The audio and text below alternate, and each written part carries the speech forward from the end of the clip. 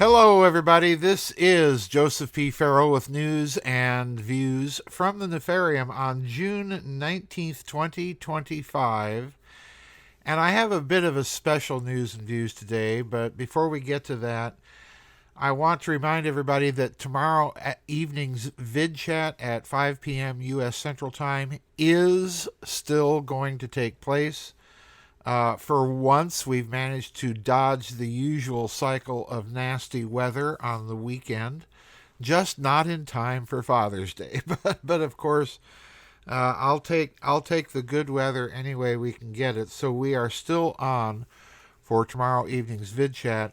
I am planning to be in the chat room a little early, as I always am, and we will probably start the vid chat just a little bit early to make sure that everything is running. But the vid chat is on, and you know what that means. Please get your comments and questions in to me by no later than 10 o'clock U.S. Central Time tonight. Make sure your comments are no more than a page in proper diction and so on and so forth, because we're still under that time limit that we've been under ever since the format changeover. All right, now today I want to talk about some things free of any article, but I want to talk about some things that bother me and have bothered me since the start of this latest round of mess in the Middle East. And please understand, my things that bother me are not things that I want to be taken in any sense of being anti-Israel or pro-Iran. Quite frankly, I think the Iranian regime is absolutely one of the worst in the world and barbaric. So in raising the comments and issues I have, I'm not trying to say, "Oh, I'm all for for the mullahs in Tehran and all of that." And by the same token, I repeat what I've said before.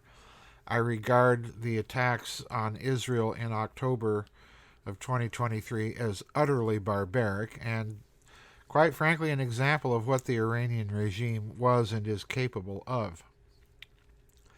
But by the same token, I do not condone the type of response that at least we have been told has been going on. But there's a lot about this whole Middle East mess that bothers me. A lot about the narrative that bothers me. And I want to share those thoughts in hopes that some of you out there may have noticed the same things and may share some of the same concerns. I want to first point out that the initial attacks, which have led to such a overpowering Israeli response in Gaza, that those initial barbaric attacks against Israel took place in such a fashion that I have difficulty believing that Hamas was able to pull it off. And I have difficulty believing that for two reasons. Number one, that border was one of the most technologically sophisticated borders in the world. There were listening posts, there were underground seismic sensors to detect digging, sonic sensors, and so on, not to mention the Mossad human agents itself inside of these organizations. So my first difficulty has always been, was that a situation that was allowed to happen, a LIHOP, let it happen on purpose scenario, that was allowed to happen, that was fully known about beforehand, and was allowed to happen so that a retaliation could be launched? This has always bothered me about it, and it bothers me even more now that we're in the middle of this current Israeli have been carried out by Israeli drones that were smuggled into the country and are being manned and deployed by Mossad agents who have been infiltrated either into the country or, and this is a key point, recruited from inside Iran from the Iranian population itself. Now that's quite an important point. We'll get back to it. And again, I strongly suspect that we have to look at the same sort of thing on the ground in October with Hamas. And my question has always been, why didn't the Mossad know about those attacks? And I've always had difficulty believing that they didn't or didn't hear some rumblings in some fashion or form. My second big problem with the narrative, and again, it's another whopper doozy. My second big problem with the narrative is the Israeli claims about the Iranians being close to the bomb itself. Now, please understand me here. I have absolutely no doubt whatsoever that the Iranian regime probably was cheating, and I have absolutely no doubt whatsoever that their real goal with their bomb project was, with their nuclear energy project, I should say, was precisely the acquisition of a nuclear weapon. And the reason I believe that is something that nobody seems to be commenting about as they're laying out this fantastic narrative, and that is that Iran is an energy-rich country. It had no reason to be developing nuclear energy for commercial and peaceful power purposes. So my difficulty has always been, well, if Iran is so rich in oil and, by the way, other resources, why do they need a nuclear bomb for their domestic energy consumption? Or pardon me, a nuclear energy project. And that's always been my difficulty. So I've had no doubt that Iran has wanted a nuclear bomb for a long time. By the way, Iran began to develop its nuclear energy power production long before the current regime took power. They were doing this under the Shah. So my question here is about that part of the narrative. But the other part of that narrative about the Iranian bomb has been Israel's insistence for literally over 2 decades and a half, if not more, that Iran was working on an atomic bomb, and that we have to be all scared and should take out Iran's capability to produce a nuclear weapon once and for all. This has been going on. I saw one article that was a warning, again, by Netanyahu and other Israeli leaders, dating all the way back to 1995.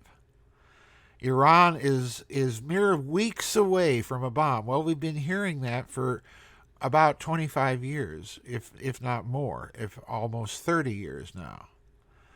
So my real problem is just exactly is what's the timetable? And it's interesting that we've been living with this timetable for a very long time. So I suspect, again, that Iran, while being capable of cheating on this matter, I suspect that one of the goals of the Iranian project was to simply make them a turnkey nuclear power. In other words, they're not going to use all that uranium to produce a nuclear bomb, but they're going to assemble all the components to be able to produce one very quickly if they need to. But in any case, the narrative does not make sense. Why now? Why not back in 1995, and so on? And again, my question is, Israel certainly had the military capability to do what it's doing now way back then. So again, why now? The third part of this narrative that really bothers me is, and this is the final point I want to make in today's news and views, and that is the whole wag the dog scenario that we're watching. We are being told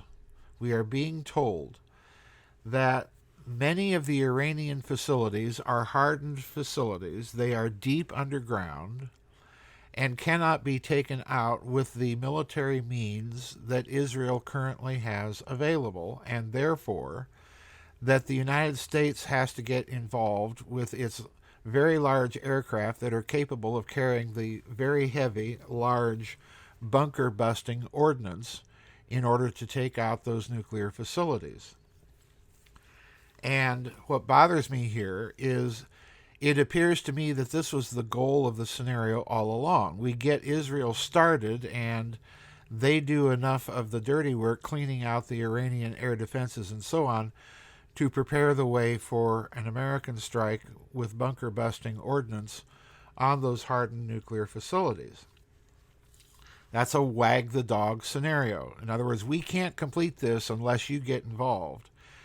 And I have a horrible feeling that maybe this was a unilateral action undertaken by that country precisely for the purpose of getting us involved. But my question here again goes back to all of the presence of the Mossad on the ground inside of Iran, all over the country, setting up these drones and coordinating these drone strikes all over the country. So my question then is, why weren't some of those intelligence assets inside the country used to hunt down and eliminate the Iranian leadership? Because let's face it, folks, the problem is not Iran's nuclear program. We did not hear that much of an objection from Israel back when the Shah was pursuing nuclear power. Although I should set the record straight, they did voice concerns. But it was only after the Islamic Revolution in Iran that this became a major concern. So we're dealing with a classic wag-the-dog scenario. But again, it's the presence of the Mossad that makes me wonder, well, why didn't they use those assets to take out the Iranian leadership? Now, granted, a hardened military facility is going to be very, very difficult for an intelligence agency to penetrate with a covert operation and take out. But nonetheless, I have questions there as well. Why wasn't this done? My final point on this third idea, this third area of trouble in the narrative, is there are also being circulated right now, and I have no idea if these documents are genuine or not. They are the types of disinformation that can be so easily circulated and put into the narrative stream by countries with hostile purpose to that of Israel. All right? But there are documents appearing now that indicate that Operation Samson is, which many people suggest is Israel's total all-in nuclear scenario if their very existence were ever threatened. And the scenario calls for nuking several large cities around the world. And in one of these documents, the cities being nuked are Washington, D.C., and Los Angeles, along with Moscow and Kiev, all the big cities of all the other major powers. Now, that strikes me as, again, a bit weird, because it's assuming that Israel, and by the way, in this document, it's saying that some of these cities would be nuked with 400 kiloton nuclear bombs, with 400 kiloton nuclear warheads. Now, my question again is what are the delivery mechanisms that Israel supposedly has to do this? Does it have the long-range missiles to do it? If so, if this is the plan, if this is a legitimate plan, then this means Israel has the long-range missiles capable of reaching Iranian territory from Israel itself, and those missiles in turn would probably be capable of carrying at least some sort of conventional heavy ordnance like a bunker buster. So why does the United States need to get involved? So in other words, if the document is legitimate, if it's genuine, then it's arguing really against the United States getting involved with its bunker busters. And if it is not legitimate, then somebody is literally trying to fan the flames of the region even more with statements and releases like that. So those are my concerns with the narrative. I'm very disturbed by what I see happening in that region of the world, and this headlong rush, it seems to me, to start some sort of war in the region. Um, I think we need to act with absolute deliberation and care before getting involved because, let's be honest and blunt, we could conceivably do all the damage in the world to the Iranian nuclear aspirations by using bunker busting ordnance against the hardened nuclear sites. But the question is, would that necessarily mean that the government, that the regime itself is overthrown? And let's be honest, folks, the United States does not have a good track record of regime change operations in that region, largely because the people that have been running them have absolutely no clue about the history and culture of the peoples in that region. And this, I think, is particularly the case with Iran. So I have profound misgivings, folks, about the narrative for all the reasons I've just suggested and about the debate going on to become involved. I At this stage, I think it's a huge cul-de-sac. It's another neocon trap for this country that we do not need to be involved with.